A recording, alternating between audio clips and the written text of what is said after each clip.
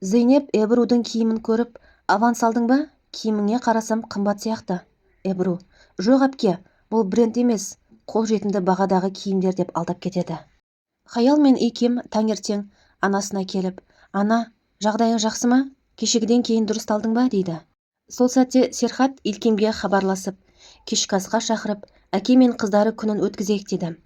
Илкем мен Хаял: жоқ, біз сабақтан кейін үйге келеміз, анамызды жалғыз қалдырмаймыз дейді. Әке, сен тағы да қонақ үйде боласың ба? Серхат: иә, сендер уайымдамаңдар, бұл ересектер арасындағы түсініспеушілік қой дейді. Джан Биракпен сөйлесу үшін қыздары мектепке кеткенін күтеді. Олар шыққан соң Биракпен сөйлесуге келеді. Джан Биракқа: сен комада жатқанда Серхат мені сенің көңілдесі, Кадердің әкесі деп ойлапты. Әкемнің тапаншасымен мені атпақ болды. Бирак: мен білмедім дейді. Джан: мен сен үшін туған бауырымнан жасырдым. Бирак: мен үшін емес, Азраның құпиясын жасыру үшін жасырдың дейді. Джан: мен Серхаттың көзіне қарай алмай жүрдім. Неге бұл құпиянды маған айттың? Бирак: мен бұл сырымды біреумен бөліскім келді. Сен ғана сенімді болдың. Джан: сен көлікте мен емес Азра болғанын қалай білдің? Бирак: сен ол түні ішімдік іштің. Көлік жүргізуің мүмкін емес еді. Мен бұны біле тұра полицияға айтпадым. Джан: иә, сен мені пайдаландың, Азраның құпиясын жасырам деп. Бирак: неге сен Азраның күнәсін өз мойныңа алдың? Оны сүйдің бе? Джан: не айтып тұрсың, сандырақтама. Қазіргі жағдай Серхатқа қатысты. Ол қатты қиналды, ол бұған лайық емес дейді. Джан: Бирак, кім ол? Кадердің әкесі кім? Айтшы. Бауырымның алдындағы қатемді жуып шаяйын, оның сазайын берейін. Сол кезде сен де, Серхат та, барлығымыз тынышталамыз дейді. Бирак: жоқ, қорқамын, оны айта алмаймын дейді. Серхат Зейнепке үйдегі гүлің қалып кетті деп алып келеді. Сол сәтте Серхатқа қоңырау шалады. Бирак ханым Чаталжа жаққа жолға шықты дейді.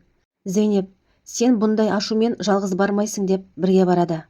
Азра Мұстафаға келіп: мен сені жақсы адам деп ойласам, Эбру қарындасың Джиханға айтыпты екеуміздің кездесіп сөйлескенімізді. Ал Джихан маған тағы да көресіні көрсетті дейді. Мұстафа: кешірші мені, бұлай боларын қайдан білейін, мен тек анама айтып едім дейді.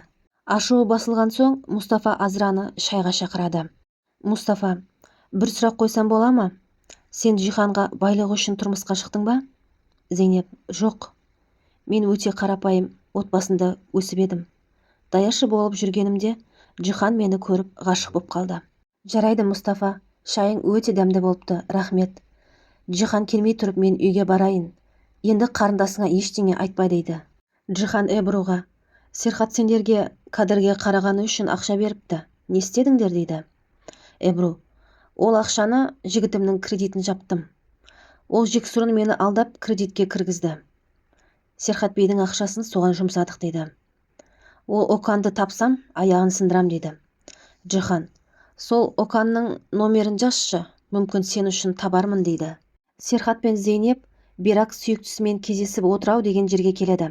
Зейнеп: сен ашулансаң, көзің ештеңе көрмейді, өз-өзіңді ұста дейді.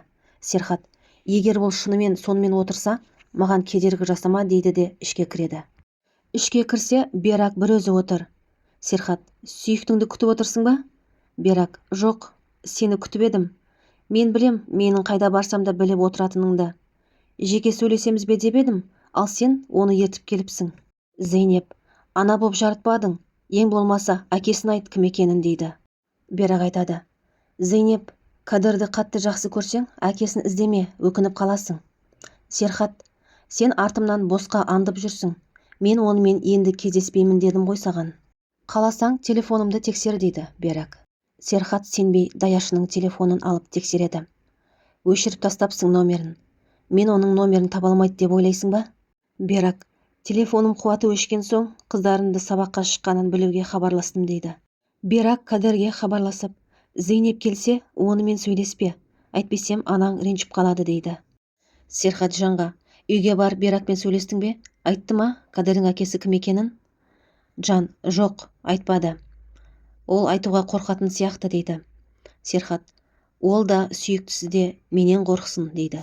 Кешкісін Зейнеп Кадерге келеді. Кадер: Зейнеп әпке, кет, Мен сенімен сөйлесе алмаймын дейді. Зейнеп таңғалып. Кім айтты? Төлайт әтең бе? Анаң ба дейді. Сен анамның дұшпаны екенсің. Егер сенімен сөйлессем, ол маған келмейді деді. Зейнеп, анаң келмейді деп қорқытты ма? Жарайды, қалауың болсын. Саған ренжи алмайым дейді. Мұстафа үйіне келіп, Эбруға, сен неге араласасың? Ана, оған Азра кешірім сұрағанын неге айттың? Ол Жанға айтқан, ал ол әйелін тағы да ұрыпты. Эбру Джиханды жақтап, ол қол көтеретін адам емес, Азра өтірік айтқан шығар дейді. Серхат қызы Хаялға келіп, маған ренжулі екеніңді білем, бірақ уақыт өте келе түсінесің. Ертең сені терапияға алып барам дейді. Серхат шығып кеткен соң Хаялдың бөлмесіне Берак келеді. Біздің ара қатынасымызды сен ғана ретте аласың дейді. Хаял, қалай сонда? Берак, біз әкең екеуміз сені көбірек жақсы көреміз, бірақ иткем естімесін ренжіп қалады. Хаял, ана, сонда мен не істей аламын дейді. Әкең екеумізді ажыраспасын десең, ертең психологқа мен айтқан сөздерімді айтасың, деп Берак қызын араға тағы да салады. Азра Джиханның Эбрумен желіде сөйлесіп отырғанын байқайды. Джихан Эбруға, ертең саған тосын сыйым бар, үй жағында күтем деп жазады. Эбру да мәз болып, мен тосын сыйларды жақсы көрем деп Джиханға хабарлама жібереді. Азра Джиханға, көңілдісің ғой дейді. Джихан, неге болмасқа? Екеуміз сәбилі боламыз дейді. Ертең таңертеңгісін Хаял психологқа келеді. Анасының айт деген сөздерінің барлығын айтады. Хаял айтады, анам көп қиыншылық көрді. Анам комада жатқанда маған ауыр болды. Ал қазір анам оянды. Бірақ әкем екеу ажырасып кете ме деп қорқам. Ол кезде мен өз-өзіме қол жұмсайтын сияқтымын дейді. Бұл Хаялға Берактың үйретіп қойған сөздері еді. Хаялмен сөйлесіп болған соң, психолог Серхатты бөлмесіне шақырады.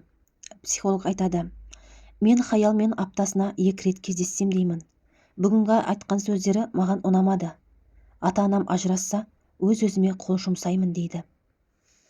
Хаялдың қазіргі жағдайы ауыр. Жақындарымен көп бірге болу керек дейді психолог. Хаял анасына 1 айда 2 килограмм салмақ тастаймын деп уәде бергендіктен арықтау үшін аздыратын дәрі ішіп жүреді. Психологтан шыққан Серхат қызы Хаялды бауырына басады.